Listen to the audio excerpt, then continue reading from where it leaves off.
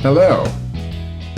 In the beginning, there was me, Dr. Roger Gewolb, and welcome to the Gospel according to Dr. Roger, our exciting show where we give you the unvarnished truth about everything going on in the news and around the world. No gaslighting, no obfuscation, no messing about. We tell you the hard truth about what people are saying, what all the big stories are really about, what the big names really mean, what their foibles are. And my guests as well, I promise, give you nothing but the absolute truth. This is the place where you will find out what it's really all about, where we're headed, and what is happening.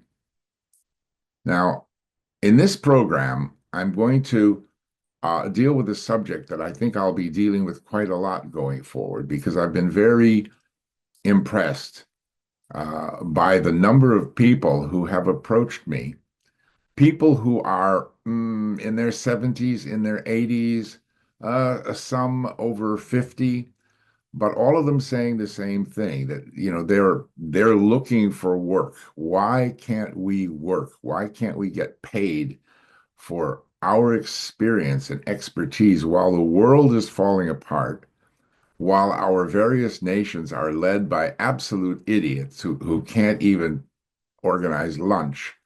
Why isn't anyone calling on us?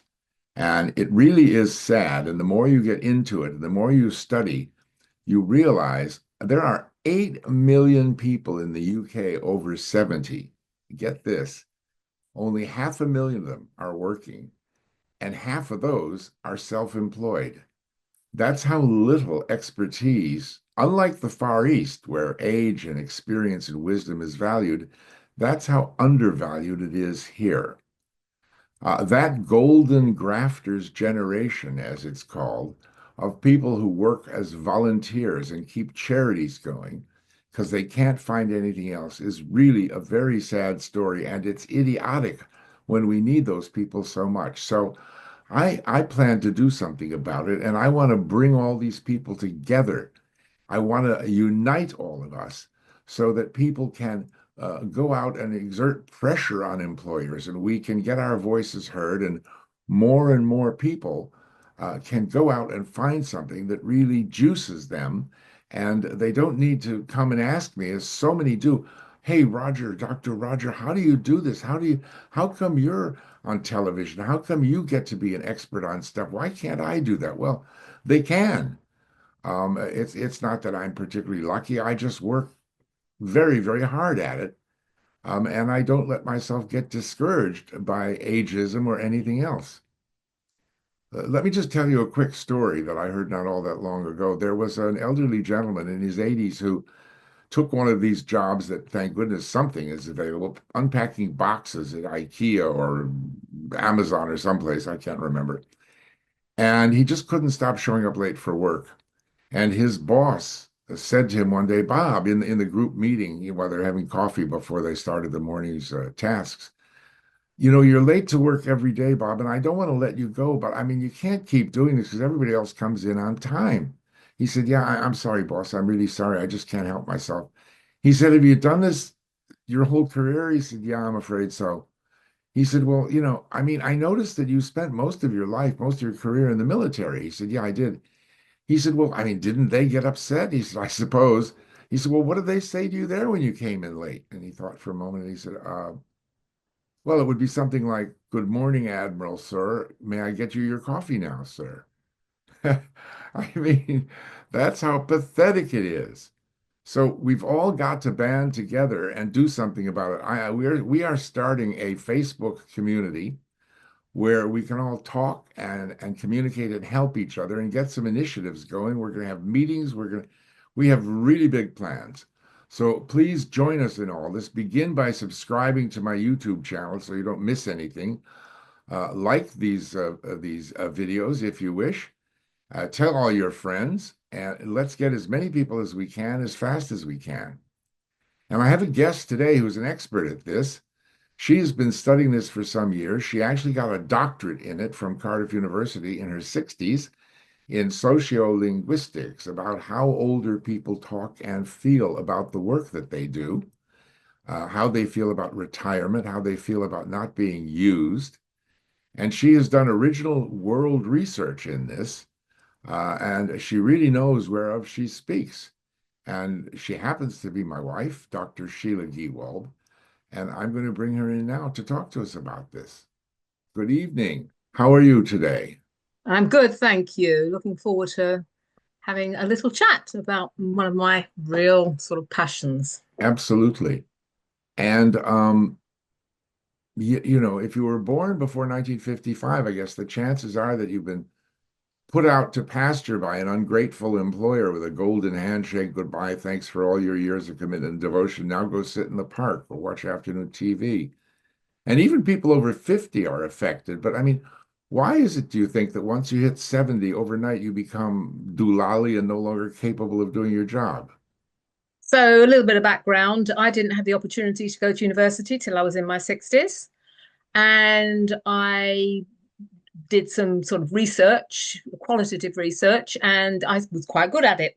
So my professors asked me to help them with some investigations into speaking to people. It was a university project. Cardiff University, speaking to older people in the workplace, how they felt about being older, their identity, work, and retirement. And that got me really interested. And when I had the opportunity after I graduated to do more research into communication and older people in the workplace, this was the path I took. I spent several years interviewing people over 50 because I noticed one of the headlines back in those days was one of the tabloid newspapers talked about being over 50 and over the hill. So this, I think, is where employers are coming from. Nothing has changed in the sort of 10 years since I did this research.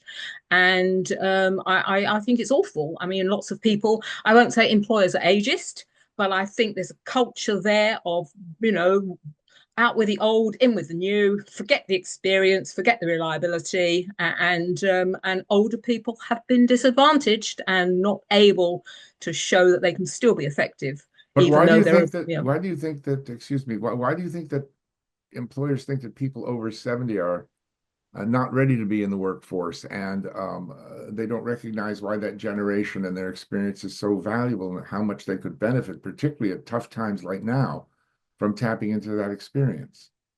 Well, there are two things going on here. I think, first of all, there's a culture of being at a certain age and being sort of, you can't be any good because years ago, possibly when you were 70, you were sort of more down the path of perhaps expecting not to be so active and not to be so productive in the workplace. And also, of course, we're talking about money here because you employ a young person straight out of university to do a job. That person is not going to be on a wage, but somebody who's done for many years in that role, and the progression of the career progression and the salary progression, it's going to be cheaper to employ younger people. But one of my arguments is actually that's counterproductive because an older person is going to be much more effective at their jobs, much more reliable. So, what do you think effectively, and we're going to have you back for another session, so we've got a lot of ground to cover, but just for today, I mean, what would you say as a top line suggestion? What should the Golden Grafters generation, Gen G, as you call it, what should be done now uh, to get all the people concerned together and together have them do something about this that's going to actually result in some real change and make older people's lives richer and more better? So I think it's a bit going back to us on Mr. Bates and the post office. Everybody thinks they're out there on their own. And when I went round speaking to people, I found that lots of people had the same views. And when I shared the results, the findings of my qualitative research, people were amazed that other people had the same views. I think we need to put people in touch with each other. I think we need a forum where people can share their views, their experiences, and realize they're not on their own. And we need to have a concerted effort to make our case. Well, that's where the Facebook community can come in, no doubt. And of course, some when these people were a lot younger, of course, no such medium existed. So that's a real benefit. Do you think then that this time around, when we have these social media platforms, that can actually change things?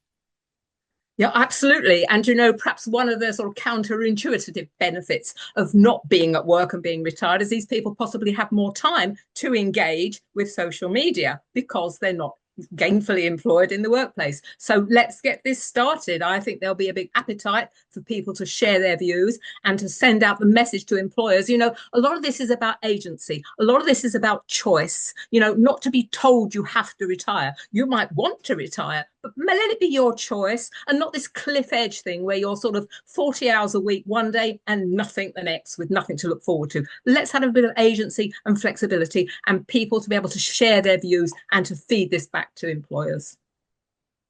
Absolutely. Well, that's an excellent idea. And I think the Facebook community will be very valuable in that respect. So everybody, please join the Facebook community. Be sure to subscribe to my YouTube channel at Dr. Roger Gewolb on YouTube. And I have a lot of other social media platforms as well, which you can join.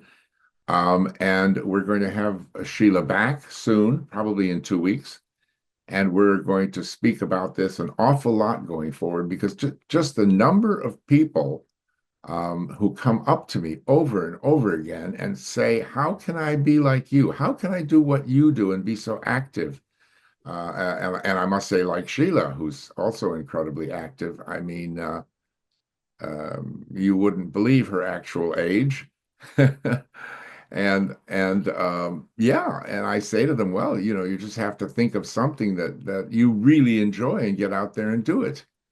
I'm sure you're right, darling. I'm sure there are hundreds of thousands of people out there among those 800,000 who are just chomping at the bit for a chance to show themselves and use what they've learned, and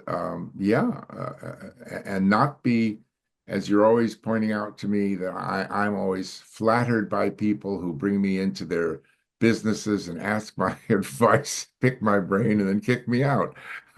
I don't fall for it too much, but it's just a view they have of older people, which is really silly. And I wish I could say to them, well, Admiral, would you like your coffee? And naff off. But anyway, there we go. Thank you so much for today. Pleasure. And I'll see you at home. And well done. And folks, jump on the speeding train with Sheila, Dr. Sheila, and Dr. Roger.